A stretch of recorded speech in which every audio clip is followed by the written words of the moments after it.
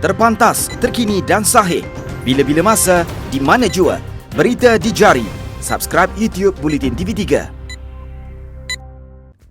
Buletin pagi 9 September bersama saya Nur Jamalina Muhammad Jamali. Tajuk utama pagi ini, bukan sebuah negara ketepi perbezaan, wujudkan perpaduan dan kebersamaan titah yang di-Pertuan Agong.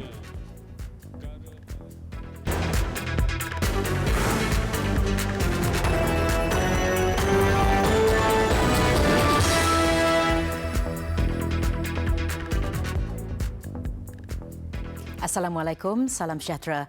Seluruh rakyat di negara ini perlu berdiri megah sebagai satu bangsa yang merentasi setiap perbezaan bagi mewujudkan perpaduan dan kebersamaan yang berkekalan. Yang di-Pertuan Agong Al-Sultan Abdullah Riayatuddin Al-Mustafa Billah Shah bertitah bagi mewujudkan suasana itu, rakyat dan pemimpin di setiap lapisan tidak boleh hanya memeluk tubuh dan mengimpikan kejayaan. Sebaliknya, usaha jitu perlu diambil bagi meruntuhkan apa juga benteng pemisah yang menjadi penghalang kepada perpaduan.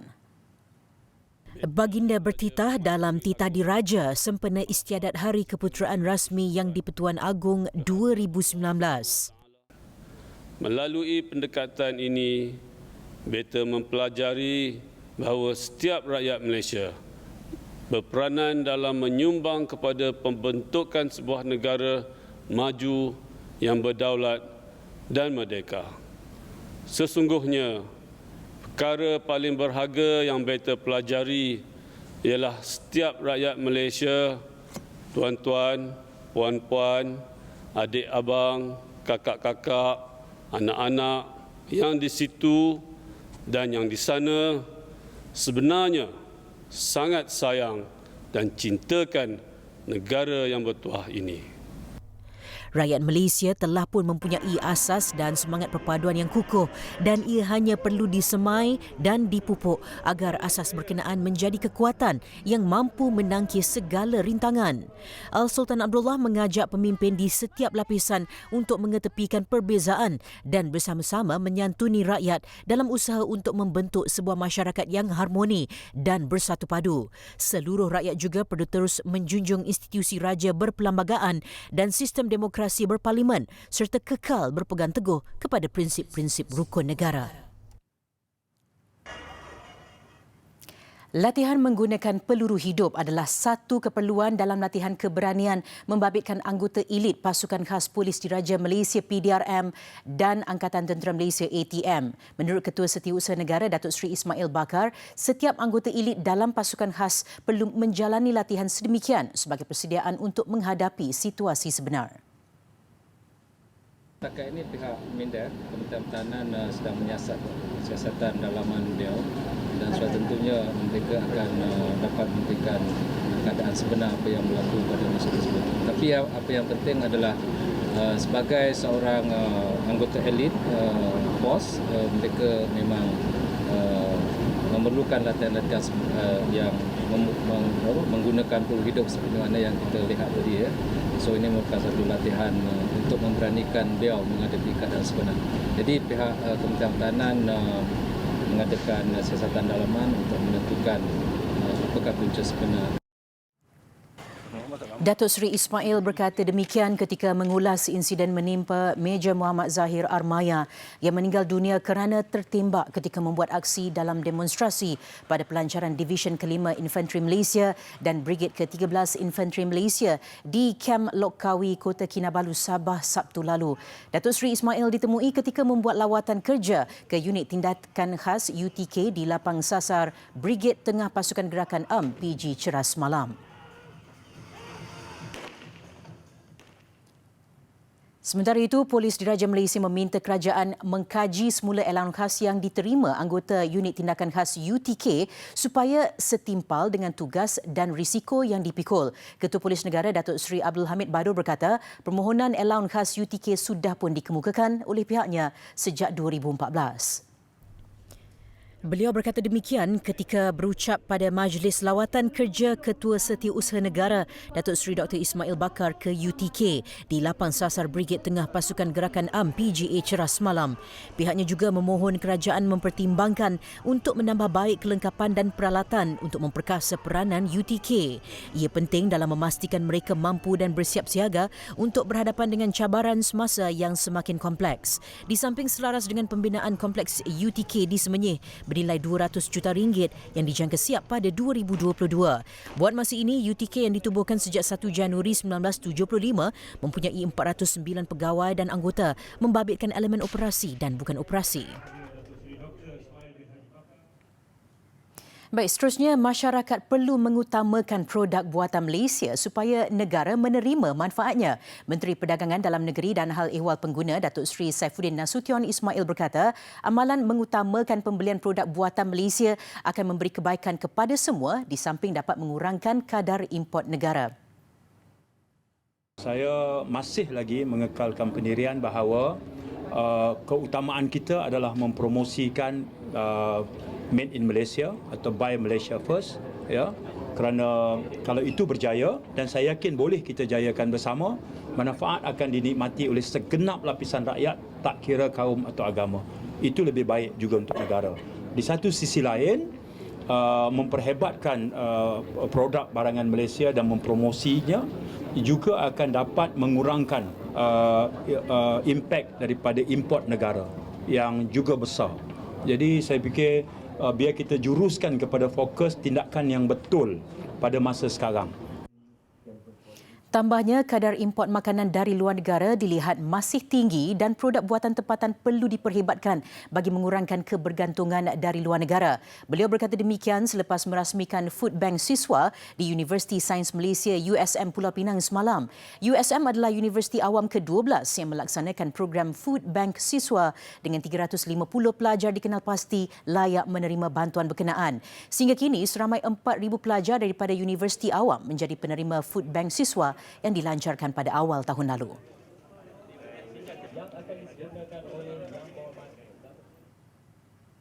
Sementara itu, Datuk Seri Saifuddin Nasution memberitahu skim subsidi petrol bersasar akan diumumkan dalam masa terdekat. Namun bagaimanapun ia perlu dibentangkan kepada mesyuarat Kabinet terlebih dahulu bagi kelulusan.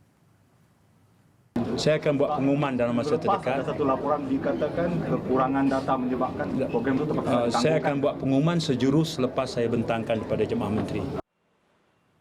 Beliau berkata demikian ketika diminta mengulas mengenai laporan media bahawa skim itu tertangguh kerana kekurangan data. Katanya penjelasan akan dilakukan sebaik saja beliau membentangkannya di mesyuarat Kabinet nanti. Angka rasmi kemiskinan di Malaysia yang dilaporkan pelapor khas Pertubuhan Bangsa-Bangsa Bersatu PBB, Philip Alston, yang dikatakan mencecah 15% perlu dilihat secara positif.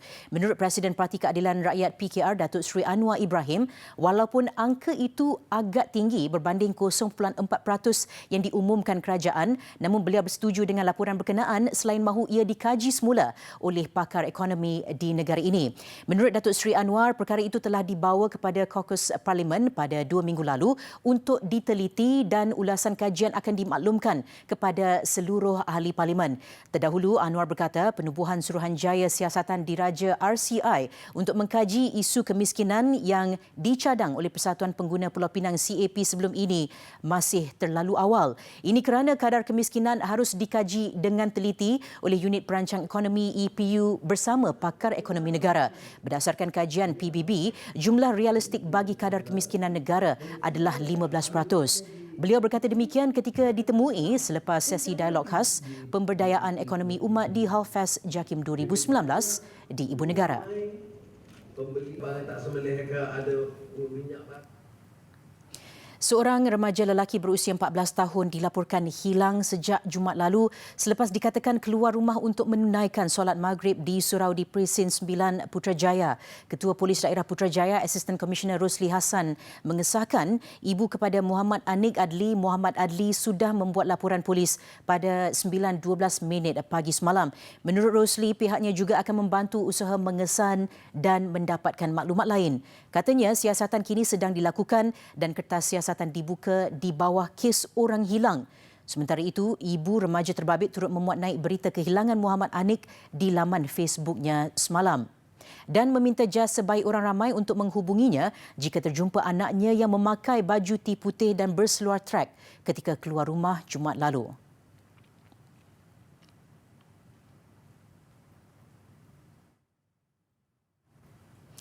Meskipun Johor mencatatkan kes denggi sebanyak 7,761 iaitu peningkatan sebanyak 101% sehingga hari ini, namun Johor Bahru tidak diisytiharkan sebagai kawasan wabak denggi. Menurut Exco Kesihatan, Kebudayaan dan Warisan Johor, Muhammad Khuzan Abu Bakar, sebanyak 65 hotspot atau lokasi wabak denggi yang melebihi 30 hari telah dikenal pasti di sekitar negeri itu. Tidak. Wabak lokasi. Sebab itu bila dia lebih daripada 30 hari, kita isytiharkan dia kawasan wabak. Sebab itu hotspot. Sebab itu kalau saudara-saudari lihat pada minggu lepas, kita buat di Taman Damai Jaya, Jalan Makmur, di mana ialah kawasan kali kedua hotspot itu.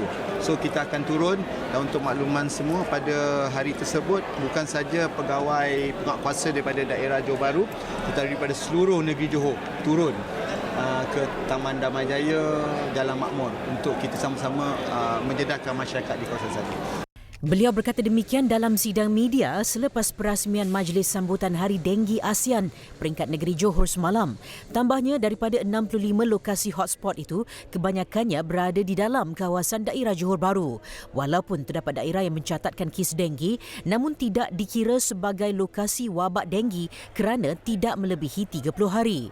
19 kes kematian yang dicatatkan di Johor sehingga semalam melibatkan mangsa berumur di antara 8 bulan hingga 94 tahun. Daripada jumlah itu, sebanyak 8 kematian direkodkan di daerah Johor Bahru. Mengikut perangkaan Pasukan Kawalan Denggi Johor, sebanyak 13,700 premis kediaman iaitu 3.9% dari rumah diperiksa mempunyai pembiakan Aedes di persekitaran premis. Manakala sebanyak 1,371 atau 61% dari tanah lot kosong dan bahu jalan yang diperiksa mempunyai positif pembiakan Aedes. Aktif melakukan samuan bersenjata di kedai serberneka sekitar Langkawi Kedah pada waktu awal pagi. 2 anggota geng kecil ditahan polis dalam satu serbuan di sebuah rumah Jumaat lalu. Suspek dipercayai terlibat dalam 4 kes samuan kedai serberneka 24 jam di pulau berkenaan sejak Jun tahun ini. Ketua Polis Daerah Langkawi, Superintendent Muhammad Iqbal Ibrahim berkata, ketika ditahan, kedua-dua suspek lelaki berusia 25 dan 29 tahun didapati positif dadah jenis methamfetamin. Polis turut merampas sebuah motosikal dan peralatan serta senjata yang digunakan dalam jenayah samun seperti topeng muka, kayu dan pisau. Dalam kejadian terbaru, geng berkenaan dipercayai terlibat menyamun sebuah kedai serberneka 24 jam di Temoyong pada 28 Ogos lalu. Hasil semakan mendapati 2 suspek memiliki rekod jenayah lampau.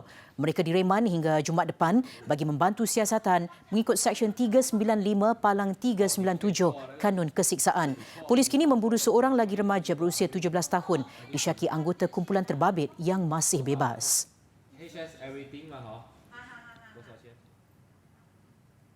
Majlis Jaksa Pendamai Kelantan menyampaikan sumbangan wang tunai kepada 7 keluarga mangsa kebakaran di Kampung Dusun Muda, Kota Baru yang berlaku pada 5 Ogos lalu. Presidennya Datuk Seri Zukri Samad berkata, sumbangan itu adalah hasil ilham Sultan Kelantan, Sultan Muhammad Kelima ketika melawat mangsa sebelum ini. Katanya sumbangan itu diharap dapat membantu meringankan beban ditanggung semua mangsa yang tinggal sehelai sepinggang setelah semua barang dan rumah musnah dalam kebakaran. Dan kami JP merupakan sebuah badan NGO yang di bawah naungan oleh Kepala Duli Tuanku sendiri, Tuanku Muhammad yang kelima ya. Dan kami ke sini pada hari ini merupakan susulan ya daripada lawatan kepada Tuanku tempoh hari yang mana telah menitahkan ya kepada kami supaya dapat membantu mangsa-mangsa kebakaran sebanyak mungkin yang kita bolehlah. Beliau ditemui ketika melawat lokasi kebakaran itu dan menziarahi mangsa yang menetap sementara di kediaman jiran dan Dewan Orang Ramai berdekatan. Hari ini juga saya berbesar hati juga pasal Persatuan Jaksa Pendamai di bawah naungan tuanku ni datang pula ini susulan daripada lawatan tuanku. Terima kasih banyak. Itu yang saya dapat bagi. Semoga Allah maknanya merestui kerja-kerja amal yang kamu semua buat ni. Terima kasih. Saya amat berbesar hatilah kerana kunjungan Datuk JP bersama persatuan di bawah naungan Majlis Jaksa di bawah naungan Sultan ni memberi orang panggil walaupun nampak sikit tapi bagi kita besarlah di atas kejadian yang telah berlaku kan menimpa kita. Tapi ada lagi ramai orang yang dapat membantu kami. Kejadian kebakaran pada kira-kira jam 9 malam itu menyebabkan 59 orang tinggal sehelai sepinggang. 7 Ogos lalu, Sultan Kelantan mencemar duli menziarahi mangsa kebakaran itu sambil menyampaikan sumbangan peribadi. Baginda turut menitahkan Kerajaan Negeri Kelantan supaya menawarkan rumah projek perumahan rakyat PPR kepada 7 keluarga itu. Festival Bunga dan Taman Royal Floria Putrajaya RFP 2019 menutup tirai selepas 9 hari berlangsung dengan kehadiran lebih 150,000 pengunjung. Jumlah itu merupakan peningkatan berbanding penganjuran tahun lalu yang menerima kira-kira 120,000 pengunjung. Menurut Menteri Wilayah Persekutuan Khalid Abdul Samad, biarpun tidak menepati sasaran awal untuk menerima 500,000 pengunjung, namun beliau berpuas hati kerana berjaya mengatasi penganjuran RFP tahun lalu. Ia sekaligus membuktikan pemilihan lokasi baru di Taman Botani Presin 1 tahun ini berbanding di Anjung Floria Presin 4 sebelum ini adalah tepat. Saya rasa cukup berpuas hati. InsyaAllah ini akan menjadi satu acara tahunan. Tahun depan, tahun lawak Malaysia, kita akan cuba tentukan bahawa dia punya promo dia lebih baik dan persediaan kita untuk menyambut pengunjung yang begitu lebih ramai pun kita akan pertingkatkan kerana ini merupakan kali yang pertama lah kita buat di Taman Botani dan kalau kira juga nasib baiklah kerana kalau kita buat dekat tempat yang biasa lagi sukarlah untuk kita nak tangani. Dekat sini dia ada lebih banyak lagi dia punya kemudahan.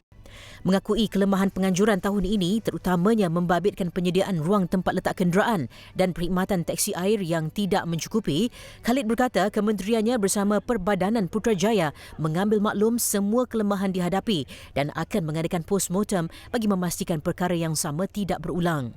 Beliau terdahulu melancarkan majlis penutup RFP 2019 di Putrajaya. Dalam majlis itu turut diumumkan bunga orkid dan bromeliad sebagai tema bunga bagi penganjuran RFP tahun depan. Besar impaknya. Selepas hasilnya, Pantas menampilkan prosiding ini secara dalam keuangan maya. Berita di jari. Subscribe YouTube Bulletin TV3.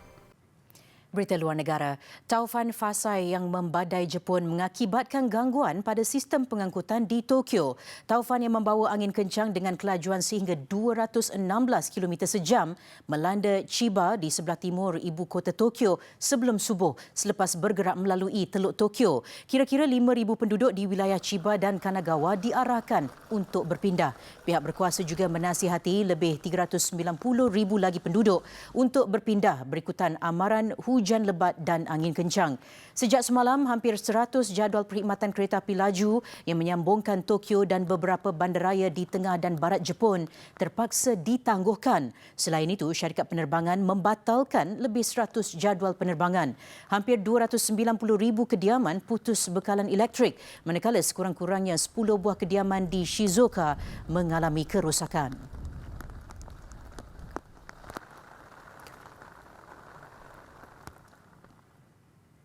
Selepas Amber Rudd meletak jawatan, Kerajaan British melantik Theresa Coffey sebagai Menteri Kerja dan Persaraan negara itu. Demikian menurut kenyataan Pejabat Perdana Menteri Boris Johnson semalam. Coffey menggantikan Amber Rudd yang meletak jawatan sebagai membantah cara Johnson mengendalikan pengunduran negara itu dari Kesatuan Eropah EU. Dilihat sebagai anggota berpendirian sederhana dalam kerajaan pimpinan Theresa May, Rudd dipilih semula oleh Johnson ketika berjaya mengambil alih kuasa pentadbiran Julai lalu. Rudd dalam surat peletakan jawatannya berkata beliau tidak senang hati dengan komitmen ditunjukkan Johnson dalam proses membawa Britain keluar dari EU.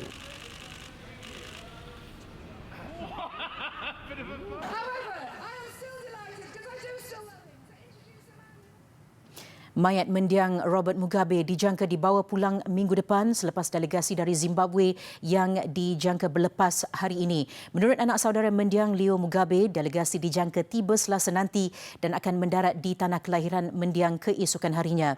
Menurutnya, senarai akhir ahli keluarga yang bakal mengiringi juga sedang dimuktamadkan. Kerajaan Zimbabwe dijangka akan mengumumkan perincian mengenai upacara pengebumian tidak lama lagi. Pemimpin gerila yang berkuasa selepas Zimbabwe bebas dari Britain dan memerintah selama 37 tahun meninggal dunia Jumaat lalu pada usia 95 tahun.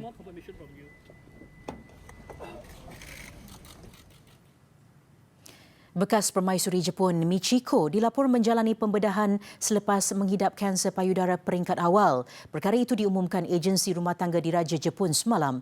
Michiko, 84 tahun, menjalani pembedahan itu di Hospital University Tokyo. Menurut agensi berita tempatan, pembedahan mengambil masa beberapa jam.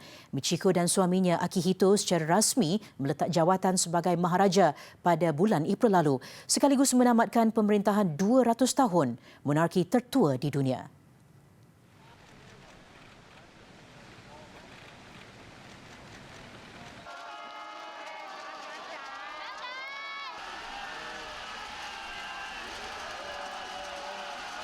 Besar impaknya. Tular selepas hasilnya. Pantas menampilkan prosiding ini secara dalam keuangan maya.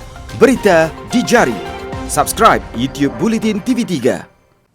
Berita sukan, kejohanan terjun Piala Asia 2019 di Pusat Akuatik Bukit Jalil, Kuala Lumpur. Penerjun negara Nur Dabita Sabri meraih tiket automatik ke Sukan Olimpik Tokyo 2020 selepas memenangi pingat emas dalam acara 3 meter papan anjal wanita pada hari terakhir semalam.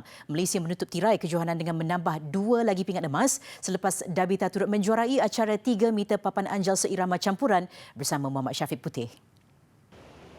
Dalam aksi final bagi acara 3 meter papan anjal wanita, pingat emas sudah dijangkakan akan menjadi milik Malaysia apabila Dabita menunjukkan persembahan cemerlang mengumpul 313.85 mata, diikuti rakan senegara Rozia Yi di tempat kedua dengan 223.45 mata. Manakala penerjun Indonesia Yasmin Lina Dini di tempat ketiga sebanyak 191.30 mata. Ia melayakkan Dabita menjadi penerjun keempat negara meraih slot ke Olimpik.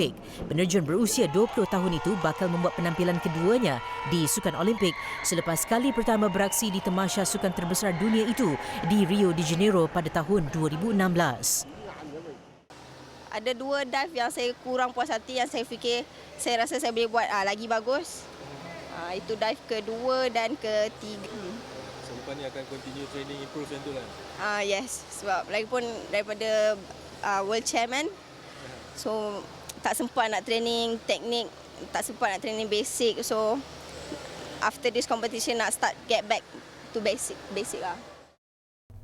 Sementara itu, Dabita dan Muhammad Syafiq Putih menghadiahkan emas terakhir negara dengan meraih 286.56 mata dalam acara 3 meter papan anjal seirama campuran, menewaskan pasangan penerjun dari Indonesia Andrian dan Maria Natalie yang mengutip 226.62 mata untuk pingat perak, manakala gandingan Macau Tang Hio Fong dan Choi Sut Kuan meraih pingat gangsa.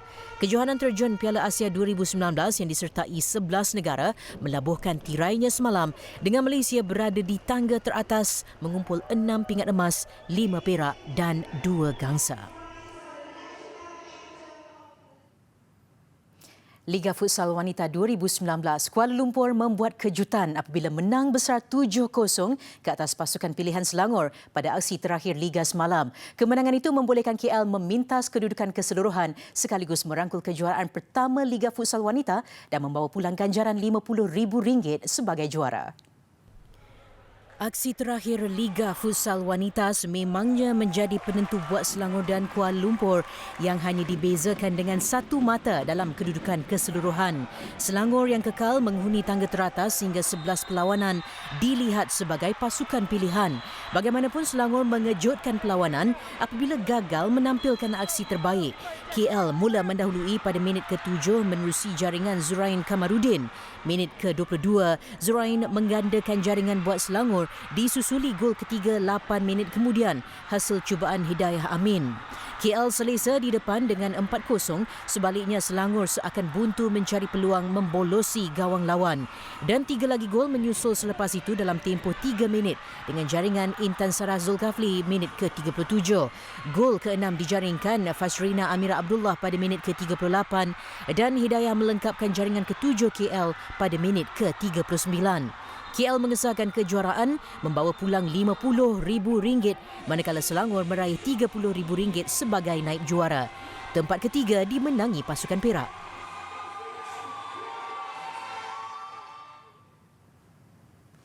Liga Sepak Takraw STL 2019, Kelantan Warriors memulakan kempen musim 2019 dengan langkah kiri selepas tumbang 0-2 di tangan Johor Tigres dalam aksi pertama mereka di Stadium Maba Kuala Lumpur semalam. Manakala Penang Black Panthers meraih kemenangan kedua menundukkan Perak Bison 2-0. Kelantan Warriors turun pada aksi pertama menentang Johor Tigres yang sudah merekodkan 1 kemenangan sebelum ini. Kelantan diwakili Tekong Apirak Pomane bergandengan bersama Aidil Aiman Azwawi dan Naim Izani Nur. Manakala Johor diwakili Farid Aziz, Wafin Iskandar Hadi dan Nur Haizat Nordin. Masih berbekal semangat meraih 1 perlawanan, Johor memanfaat peluang mendahului set pertama 21-19.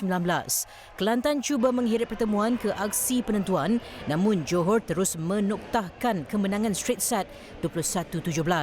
Pada satu lagi aksi, Penang Black Panthers PBP menentang Perak Bison. PBP yang sudah merekodkan kemenangan pada perlawanan pertama dan tewas ketika menentang Johor Tigres Sabtu lalu berusaha bangkit untuk perlawanan ketiga. Menang set pertama 21-13, PBP kekal konsisten menamatkan set kedua dengan keputusan 21-15. Sekian paparan Buletin Pagi. Terus ikuti platform media sosial dan digital Buletin TV3 untuk pelbagai perkembangan berita terkini. Saya Nur Jamalina Muhammad Jamali. Salam hormat dan Assalamualaikum.